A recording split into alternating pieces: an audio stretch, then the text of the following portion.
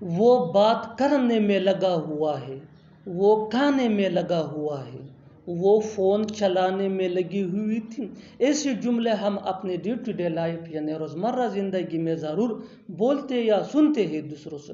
ان جملوں کے لیے انگلش کا یہ سٹرکچر یوز ہوتا ہے، سبجیکٹ پلس ہیلپنگ ورب جس کو آگزیلری ورب بھی کہا جاتا ہے۔ یہ ٹینس یا سبجیکٹ کے مطابق ہوتا ہے، plus busy plus verb plus I N G plus other words.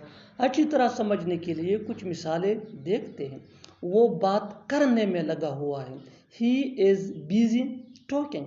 He is busy talking.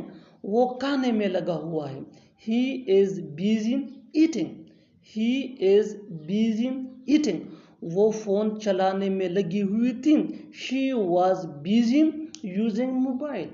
She was busy using mobile. بالکل ہم اس سٹرکچر کو سٹیپ بائی سٹیپ فالو کر رہے ہیں۔ آپ بھی اس فارمولے اس سٹرکچر کی مدد سے سیکھ سکتے ہیں، بنا سکتے ہیں ایسے بہت سے جملے انگریزی زبان میں آسانی سے that can be really helpful for you۔ اچھی طرح سمجھنے کے لیے ایک اور مثال دیکھتے ہیں۔ One more example for better understanding.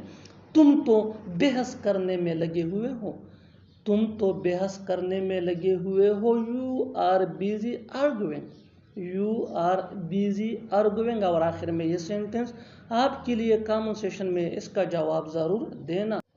تم تو لڑنے میں لگے ہوئے ہو، تم تو لڑنے میں لگے ہوئے ہو۔ Subscribe to English page for more advance English sentence structure. Thanks مان۔